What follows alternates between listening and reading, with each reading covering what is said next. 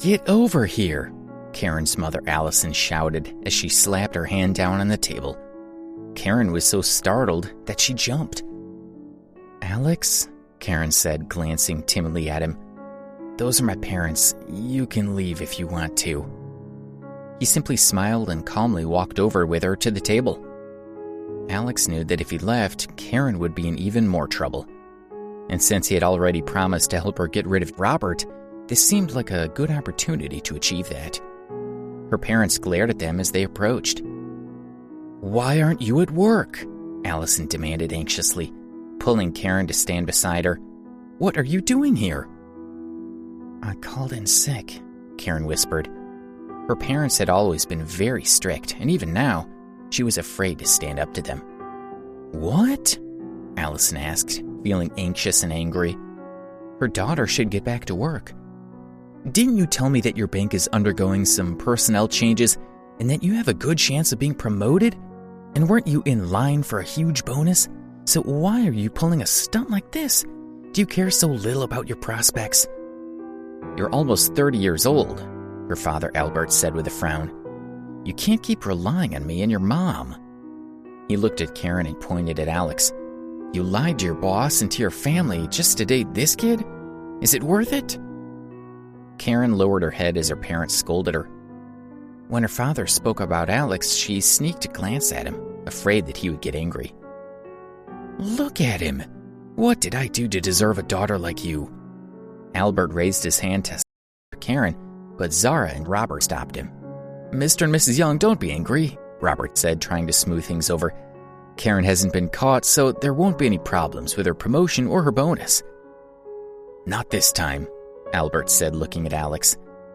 But if she doesn't break off contact with this kid, she'll definitely end up in trouble. At some point, her luck will run out and her boss will catch her. Alex was speechless. He hadn't even done anything. Karen's father was a weirdo. Karen just stood there, sniffling pitifully and feeling wronged. Karen, you can't blame your parents, Robert said, standing and walking toward her. They're just looking out for you. He put his hand on her shoulder to comfort her. Get lost, Karen yelled, violently pushing him away and glaring at him. Why are you eating with my parents? I already told you there's nothing between us, and I was very clear that there is no way we will ever be together. How dare you, Alison said. Why shouldn't Robert eat with us? If it's so impossible for you to be with Robert, then who do you plan on dating? Albert knew how important Robert was.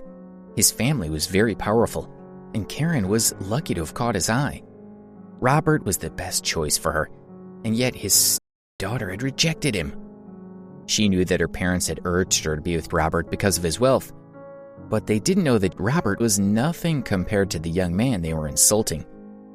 She had made the right choice, so she wasn't going to back down. No matter how much her parents hated Alex right now, she was going to marry him. Then, when his identity was made known, they would know how stupid they had been and would understand why she was doing this. I can make my own decisions, she said stubbornly. She glared at Robert and said, I don't like you, so get lost. Stay away from me and my family. Karen's behavior stunned everyone present. Robert knew that Karen didn't like him, so he had intentionally chosen to use her parents to get closer to her. In the beginning, it had worked quite well, but now it seemed that her parents were unable to control her. Karen, don't be like this, he said. You're too emotional right now, so try to calm down. I didn't even know you'd be here. I just came to have lunch with your parents. It's not about you. Yes, Karen, Zara chimed in. I came with Robert, so I know he's not stalking you. I don't care if you're stalking me or not, Karen said firmly to Robert. I want you to get out of my sight and never bother me again. Robert, Albert, and Alison were stunned. Why was Karen behaving like this? What had this boy done to her to make her act this way? Karen, are you really going to leave me for this? Robert asked. He knew that this was all because of Alex, and Robert was a rich man. So how could he accept losing out to a poor kid? He pointed at Alex and asked Karen, how can he compare to me? I could buy you a house downtown. I could drape you in diamonds. Can he do these things? My family is old and powerful. What about his? In every single way, I am superior. So how can he possibly compete with me? Don't be impulsive, he continued. Marriage is not a simple matter. He can't even give you the life you deserve, and he can't protect you. Don't be silly. Listen to me. If you come back to me, I'll treat you well. He reached out to touch her shoulder. Get lost, Karen said. It's none of your business who I choose to marry. She knew Robert wasn't listening to her, so she gave up. Come on, Alex, let's go. She took his hand and turned to leave.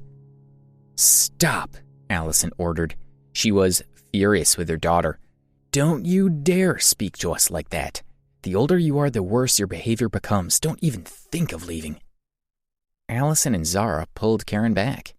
Young man, you must have some good tricks up your sleeves, Alison said, glaring at Alex. You've certainly fooled my daughter. Her eyes narrowed as she realized that Alex was the key to solving this problem. Alex grunted speechlessly. What had he done to have Karen's mother treat him like this? Hey, do you really expect to marry my daughter? Alison demanded. In your dreams. She had disliked Alex from the moment she had first laid eyes on him. You really think you're good enough for my daughter? Albert asked angrily, coming to stand in front of him. Well, tell us then. Why should we let you marry her? He spat in Alex's face. Why should I answer to you? Alex asked. He was the heir of the powerful Ambrose family. So what right did these people have to question him? Who did they think they were? Hey, listen to this kid, Albert said with dissatisfaction. And he thinks he can marry my daughter with that attitude. Well, think again.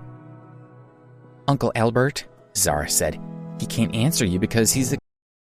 But if he won't tell you, I will. I go to the same school as him. She wasn't sure why her cousin no longer cared about Robert, but she knew that she couldn't let Karen miss out on such a rich man. At school, he's well known for being poor, she explained. He wears the same few items of clothing all the time. Everyone bullies him and he doesn't dare to fight back. He works in a convenience store and in the school cafeteria. And once, he even asked people for money in front of a restaurant. He was asking for money? Alison asked, shocked. If Karen stayed with him, it would be a disgrace. Get out, she said, pushing at Alex. Stay away from my daughter. As Karen's parents were telling you now, we won't allow you to date her, Albert warned him. So stop dreaming about marrying her, do you hear me? He pointed at Alex and said, do not harass my daughter again. Do you understand? Say what you like, but don't point your finger at me, Alex said. Watch your temper, Albert said, eager to make his point.